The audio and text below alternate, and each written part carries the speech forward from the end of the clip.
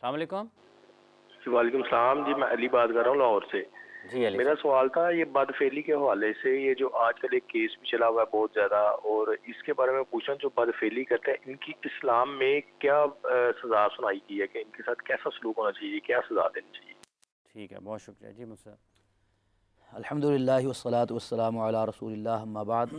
اللہ تعالیٰ نے قرآن مجید کے اندر سورۃ النور کے اندر بہت وضاحت کے ساتھ اس معاملے پہ گفتگو کی اور ہمیں ہدایات دی ہیں اور رہنمائی دی ہے.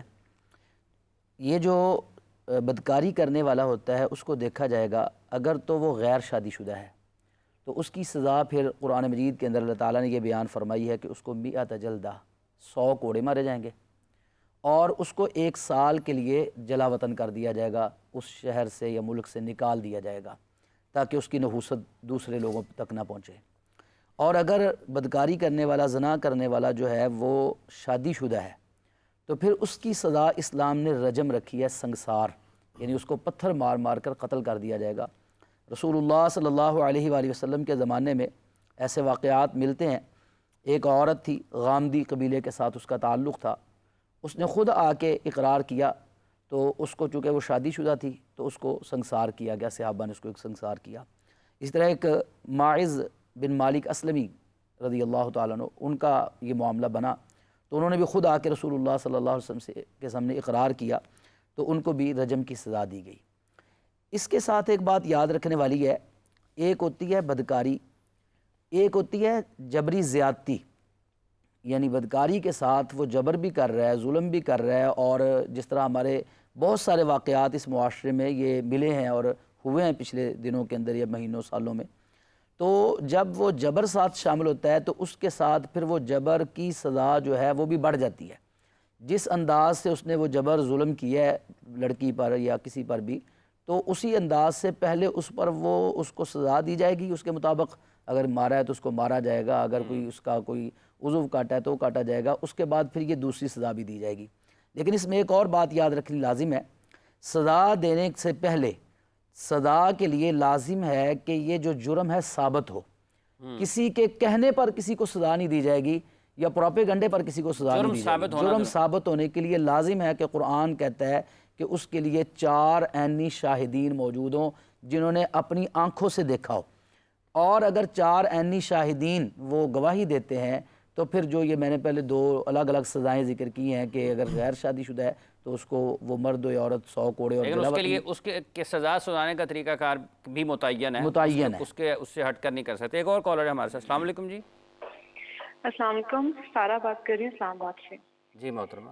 میرا سوال ہے کہ میرے بچے ہیں چھوٹے چھوٹے، اور اکثر ایسا ہوتا ہے کہ جب میں نماز پڑھ رہی ہوتی ہوں تو میرا دھیان ان کی طرف ہوتا ہے، کیونکہ اکثر ہم دیکھتے ہیں کہ چھوٹے بچے جو ہیں وہ کھیل کود میں کبھی گر جاتے ہیں، یا کبھی ہمیں ڈر ہوتا ہے کہ کہیں گر نہ جائیں یا چھلانگ نہ مار دیں، تو میرا دھیان نماز سے زیادہ اس طرف ہوتا ہے.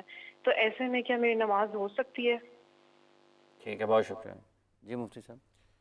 بسم اللہ الرحمن الرحیم. نماز نام ہے اللہ تعالیٰ کی طرف توجہ کا اور دنیا سے کٹنے کا نام ہے. تاہم جو خاتون جس کے بچے ہوں اس کے حوالے سے حضور نبی کریم صلی اللہ علیہ وآلہ وسلم آپ کے مبارک عمل سے یہ ثابت ہے کہ ایک مرتبہ رسول اللہ صلی اللہ علیہ وآلہ وسلم نماز پڑھا رہے تھے تو کسی دور سے بچے کے رونے کی آواز آ رہی تھی، تو کریم آقا علیہ الصلوۃ والسلام نے نماز کو مختصر فرما دیا. تو اس سے ثابت ہوتا ہے کہ اگر ماں جو ہے وہ نماز پڑھتے ہوئے اگر اس کا دھیان تھوڑا بہت بچوں کی طرف ہو جائے تو اس سے اس کی نماز کے اندر خلل واقع نہیں ہوگا، نماز اس کی ہو جائے گی.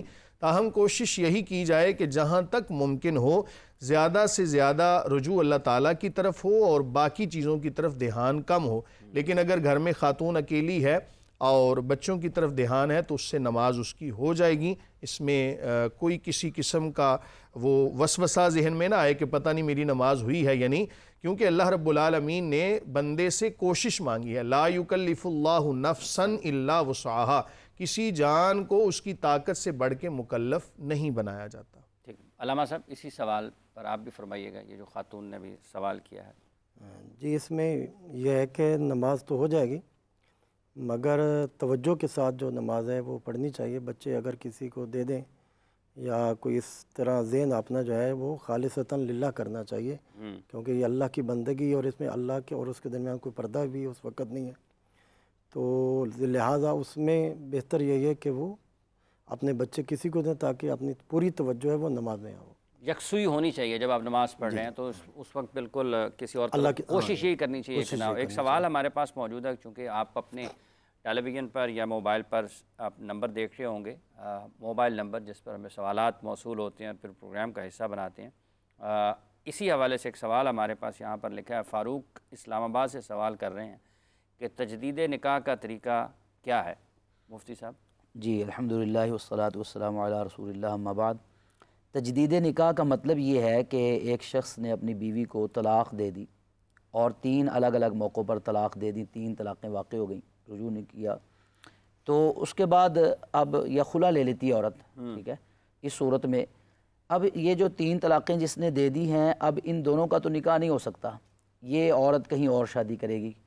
اچھا، اسی طریقے سے جو خلا لے لیتی ہے وہ اپنے خامد کے ساتھ دوبارہ نکاح کر سکتی ہے، ان کا تجدید نکاح ہو سکتا ہے. تجدید کا مطلب تو ہوتا ہے کہ دوبارہ نئے سرے سے کرنا.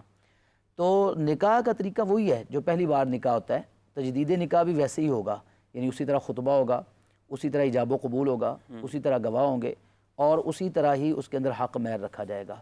تو یہ جو پہلے نکاح جب ہم دیکھتے ہیں کرتے ہیں جس طرح ہمارے معاشرے کے اندر رائج ہے، تجدید نکاح کا بھی سیم وہی طریقہ ہے، کوئی الگ سے کوئی طریقہ نہیں ہے. الگ سے نہیں ہے. اختر رضا کا سوال ہے مفتی صاحب، وہ کہہ رہے ہیں کہ آن لائن گیم میں پیسہ لگانا اور اس کے بدلے میں منافع کمانا، اس بارے میں کیا حکم ہے؟ دیکھیں، اس کے اندر بچنا اس سے بہتر ہے. اس کی وجہ یہ کہ یہ قرآن مجید فرقان حمید میں جہاں فرمایا قد افلح المؤمنون الذین هم فی صلاتہم خاشعون والذین هم عن اللغو معرضون، کہ اللہ تعالیٰ کے جو بندے ہیں، جو نیک بندے ہیں، وہ لغویات سے پرہیز کرنے والے ہوتے ہیں. تو آن لائن گیم میں آپ کا یقینی طور پہ وقت ضائع ہوگا اور اس میں سے کچھ بھی حاصل نہیں ہونے والا. یہ اپنے آپ کو یوں سمجھ لیں کہ ایک ایسے کام کے اندر لگانا ہے کہ جو لغو کام ہے، بالکل فضول ہے، اس سے اجتناب کرنا لازم. اور یہ بھی یاد رکھیں کہ ہر وہ کام کہ جس کے اندر نفع نقصان دونوں کے حوالے سے ایک شبہ پایا جائے، اور شبہ اس معنی میں ہو کہ یا تو آپ کی ساری رقم چلی جائے گی یا آپ کو بہت کچھ مل جائے گا، تو ایسی صورت میں اس کو جوا کہا گیا ہے. یا تو یہ جوئے کی صورت پائی جائے گی یا پھر یہ وقت کے ضیاع کی وجہ سے اس سے جو مال حاصل ہوگا وہ جائز اور حلال نہیں ہوگا. علامہ صاحب، یہ اسی طریقے سے ہے کہ آن لائن گیم میں مفتی صاحب نے جس طرح سے فرمایا کہ اس میں یہ چیزیں شامل ہیں، مطلب جوا بھی ہو سکتا ہے. اور جی اگر جوا آ سکتا ہے تو پھر تو حرام ہے. اگر وقت کا ضیاع ہے تو تب بھی بچنا چاہیے. اور اس کے علاوہ اگر کوئی مثلا گیم دیکھتا ہے کہ اس میں نہ کوئی جوا شامل ہے، نہ شرط ہے، کوئی بھی چیزیں ایک ایسے ٹائم پاس کے لیے اگر کوئی کرنا چاہے تو پھر اس میں کوئی حرج نہیں ہے. لیکن جوا اگر اس میں اگر شامل کر دیں یا جوے کی شکل بن جاتی ہے تو پھر تو لازماً وہ حرام ہو جائے.